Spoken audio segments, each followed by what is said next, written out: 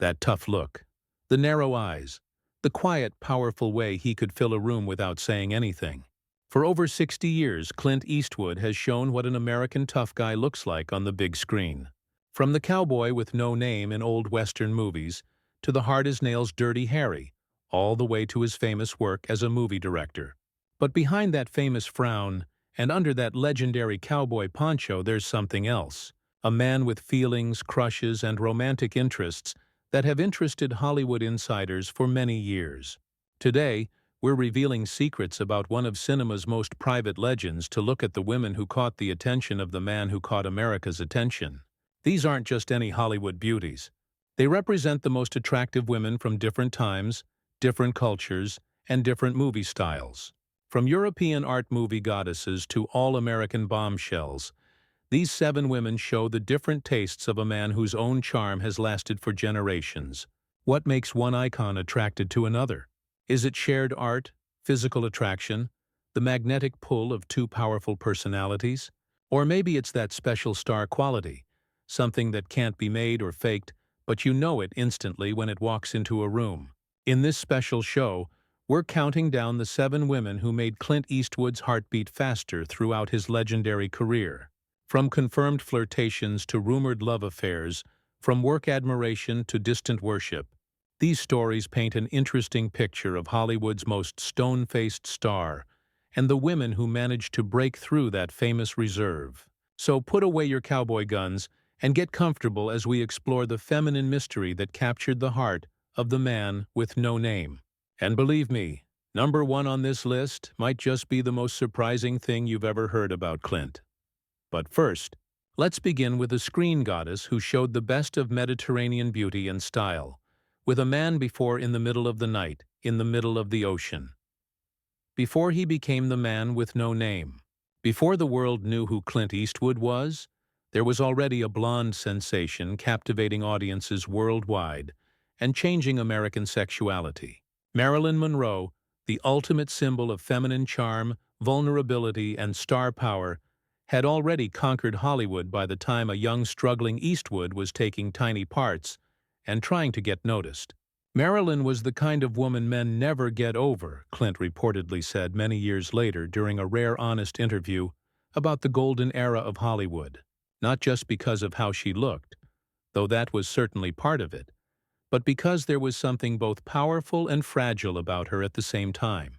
That combination is, well, it's magnetic.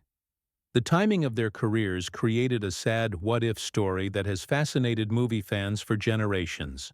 In the early 1950s, when Monroe was rising to the height of her fame, Eastwood was just a contract player at Universal, taking small roles in forgettable films like Revenge of the Creature and Tarantula. They lived in different universes within the same business. She was the brightest star in the sky. He was a distant planet still finding his path. According to Hollywood stories that have lasted for many years, the young Eastwood was so in love with Monroe that he took the extremely bold step of writing directly to her studio, asking, maybe begging, to be cast in any movie alongside her. The letter, if it ever existed, apparently never got a response.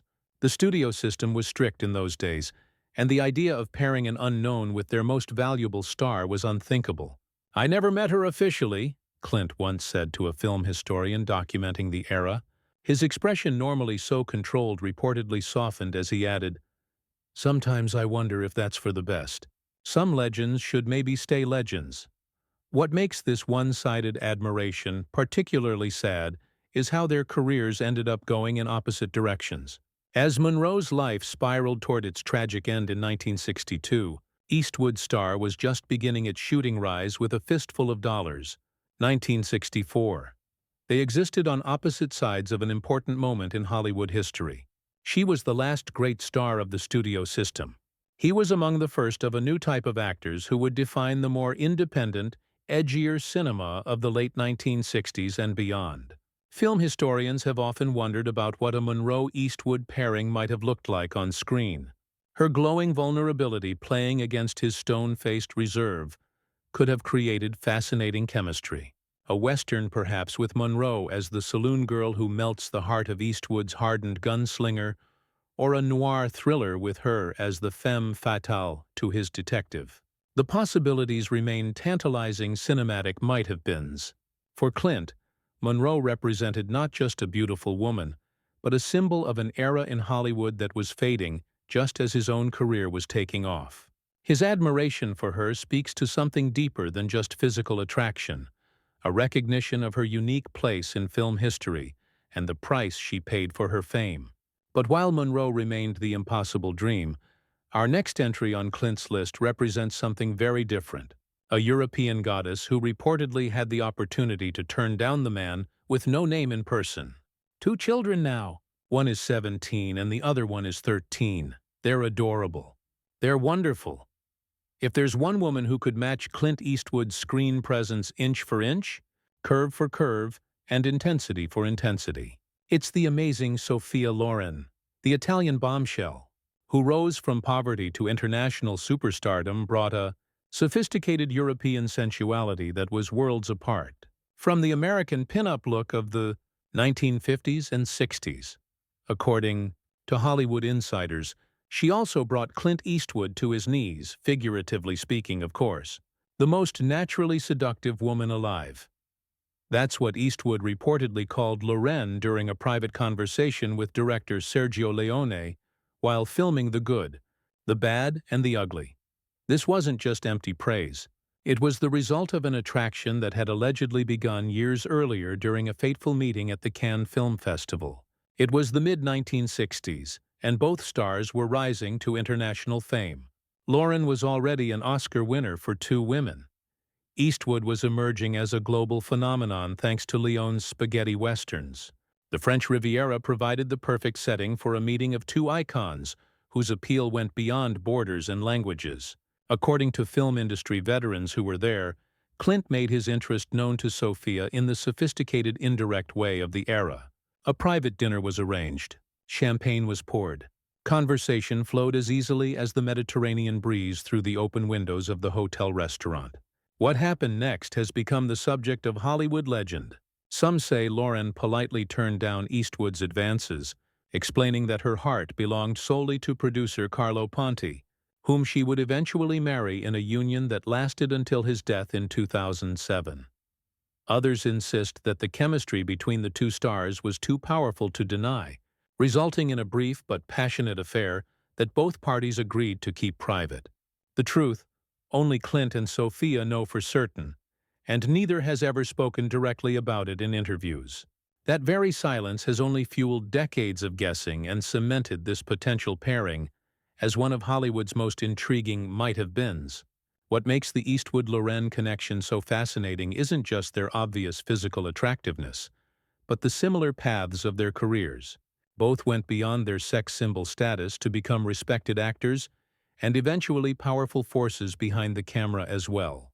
Both brought an authenticity and toughness to their performances that separated them from their more manufactured peers, and both carried themselves with a dignity that elevated them from mere celebrities to cultural icons. There's something about European actresses of that era, Clint once remarked when discussing international cinema. They didn't try to hide their strength behind some fake sweetness. They owned their power, their sensuality, their intelligence. That honesty is compelling. Though their professional paths crossed occasionally at international film festivals and Hollywood events over the decades that followed, Eastwood and Loren never starred together in a film. Another entry in cinema's great book of missed opportunities. One can only imagine the smoldering intensity they might have generated on screen, his quiet masculinity playing against her passionate expressiveness. Instead, their connection remains in the realm of whispered maybes and might-have-beens. A brief moment when two of cinema's most powerful forces were drawn into each other's orbit before continuing on their separate legendary paths. But while Sophia Loren represented European sophistication and artistic credibility, our next entry on Clint's list embodied something very different. A vision of French sensuality that captivated the entire Western world during the swinging 60s. Fine. You have been studying it. No, you have forgotten everything now. She's the reason every American man grew a mustache. This tongue-in-cheek joke attributed to Clint Eastwood during a 1970s interview barely scratches the surface of his apparent fascination with French bombshell Brigitte Bardot.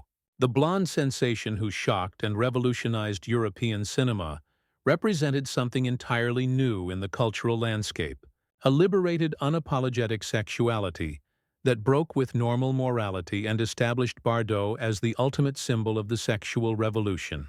For Eastwood, whose own career was built on redefining traditional masculinity, Bardot's fearless approach to her image and her art clearly struck a chord.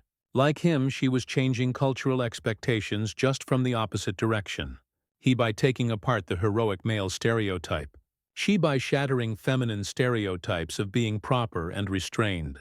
According to French tabloids of the era, this mutual cultural rebellion may have shown up in a secret meeting in Paris sometime in the late 1960s. The supposed meeting has become the stuff of film legend, two icons representing American and European cinema, respectively coming together in the City of Light, at the height of their powers and appeal. There was a suite at the Ritz, claimed one longtime Parisian photographer in his memoir. Very private, very quiet.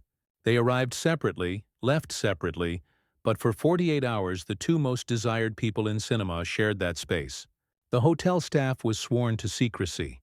No photographic proof of this meeting ever appeared, and both stars' representatives have consistently denied the story over the years.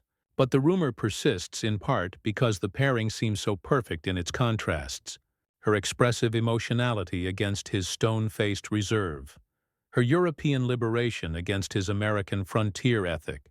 What is documented is that both stars expressed professional admiration for each other's work. Bardot reportedly praised Eastwood's Leone westerns for their visual style and simple acting approach, while Clint spoke favorably about Bardot's performances in films like Contempt and Viva Maria during discussions of European cinema.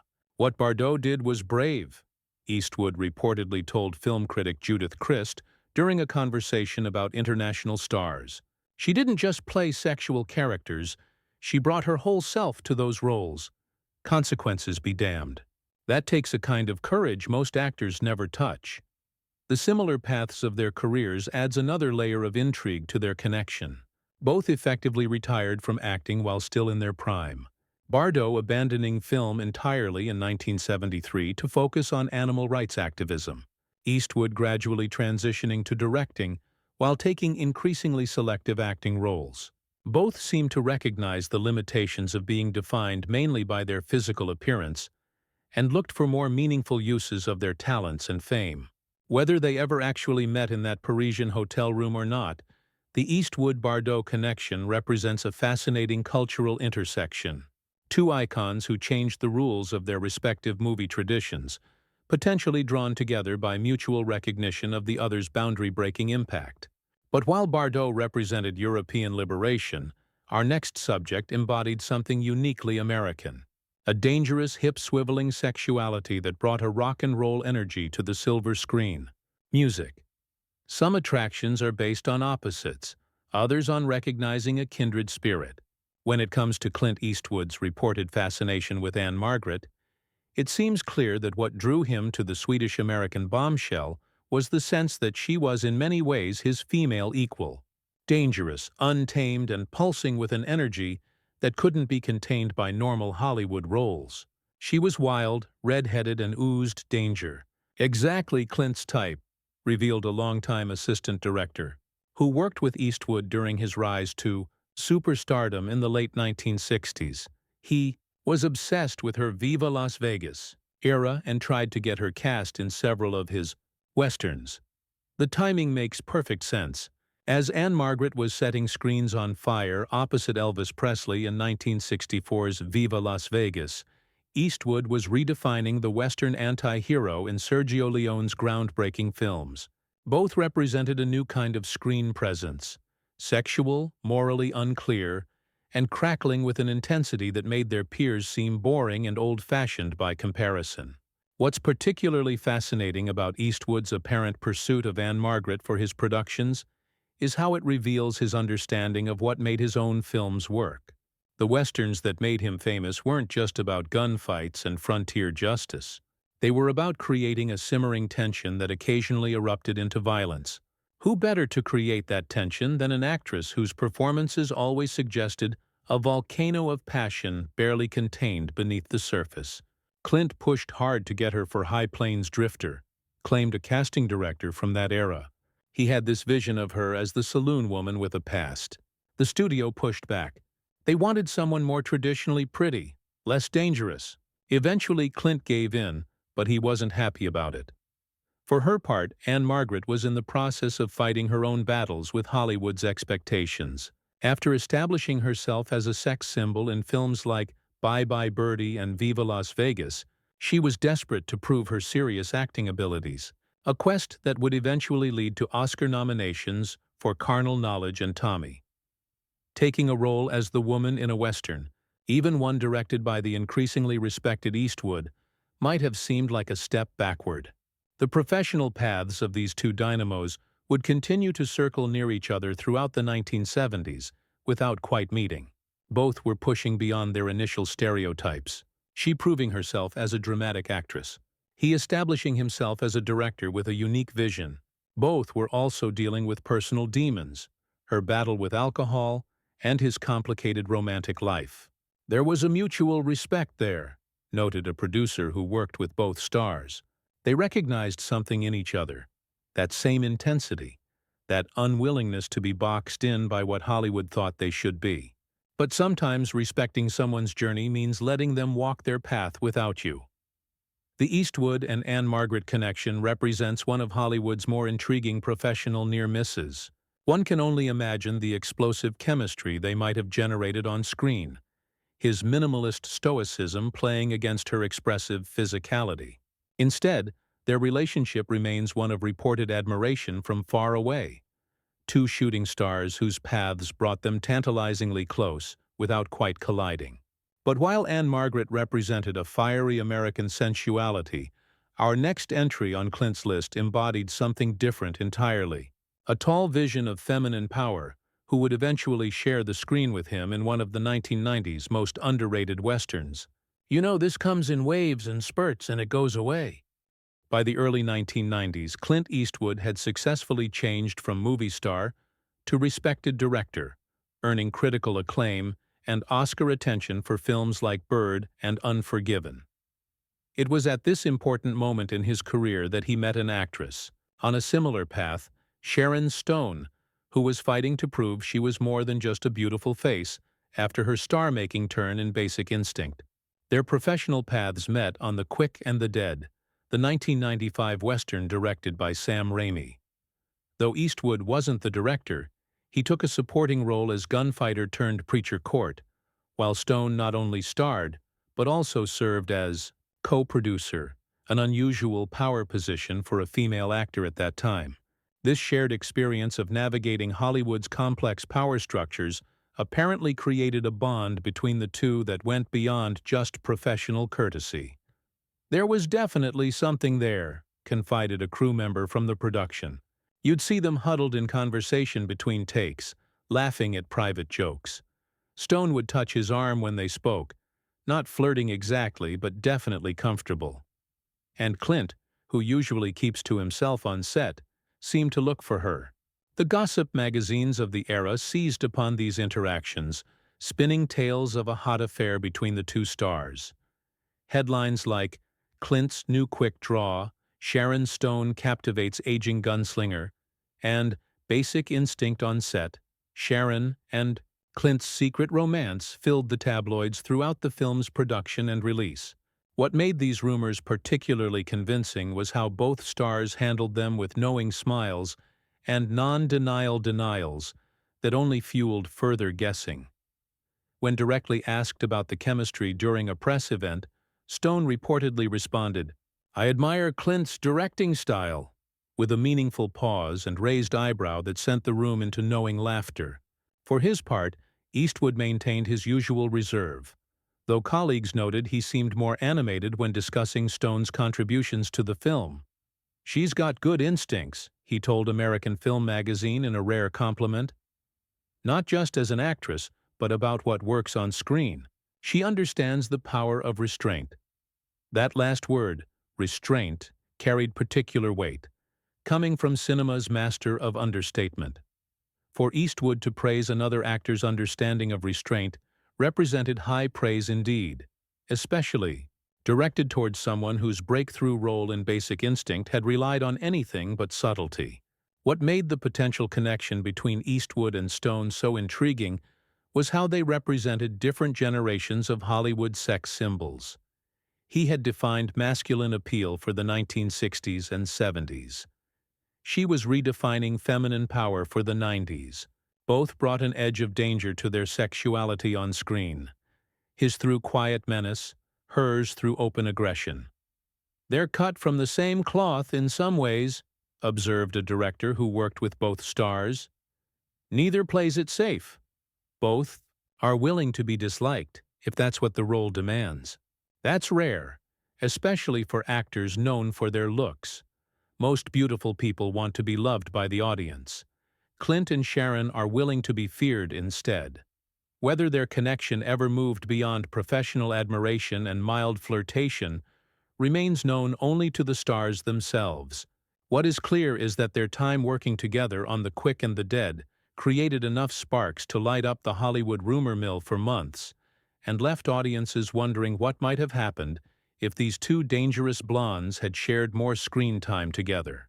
But while Sharon Stone represented Eastwood's modern Hollywood, our next subject embodied the essence of old-school Hollywood sex appeal in its most legendary form.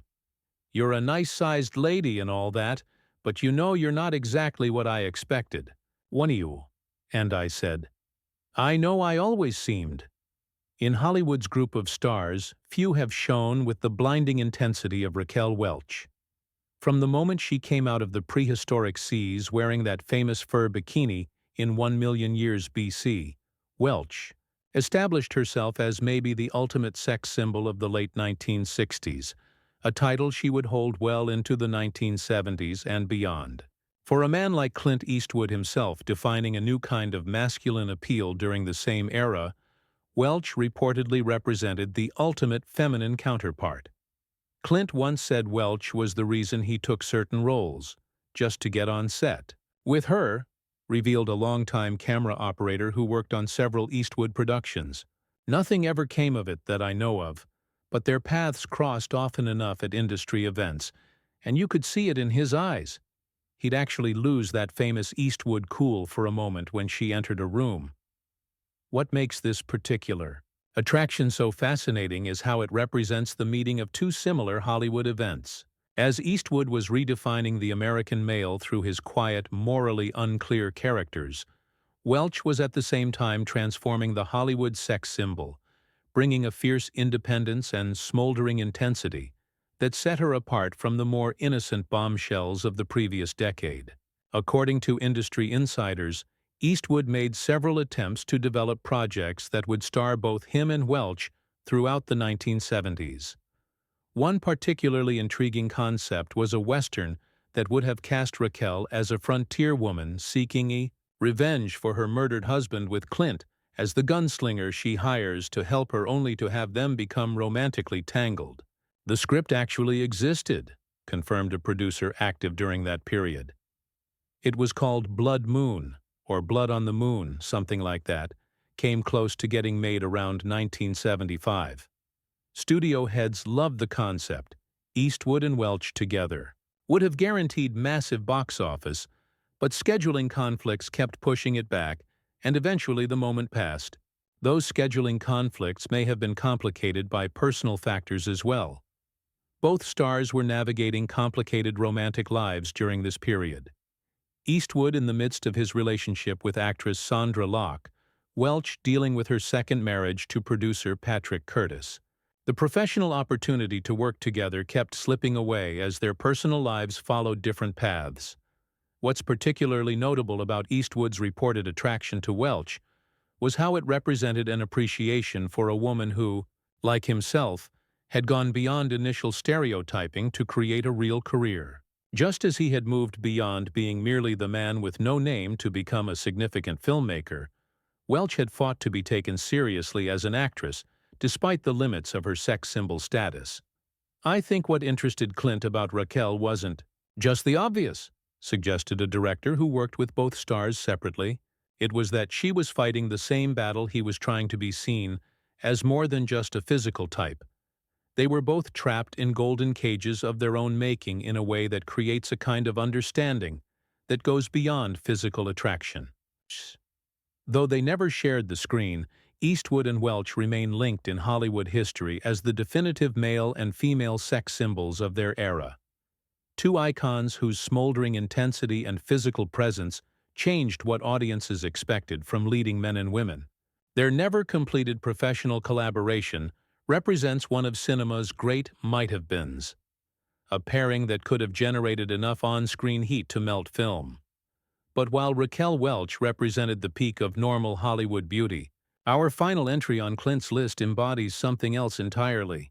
A powerful talent whose fierce intelligence and take-no-prisoners attitude created a different kind of attraction altogether.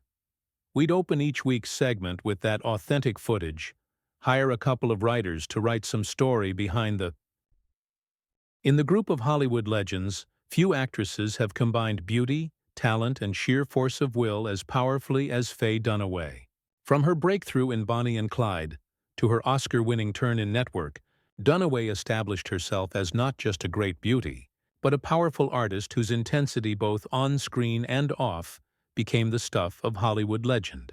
For Clint Eastwood, himself no stranger to artistic determination, this combination of beauty and fierce intelligence reportedly proved impossible to resist. Two alphas of 1970s cinema. That's how one veteran producer described Eastwood and Dunaway. Their legendary first meeting has become one of Hollywood's most repeated tales, a perfect example of what made their dynamics so fascinating. The setting was a dinner party at director Arthur Penn's home sometime in the mid-1970s. Eastwood and Dunaway, both at the height of their fame and influence, found themselves seated across from each other. What began as polite conversation reportedly escalated into a heated debate about the film industry, acting techniques, and the responsibilities of artists to their audience. They went at it for hours, recalled an actress who witnessed the exchange, not arguing exactly but challenging each other intellectually in a way that was electric.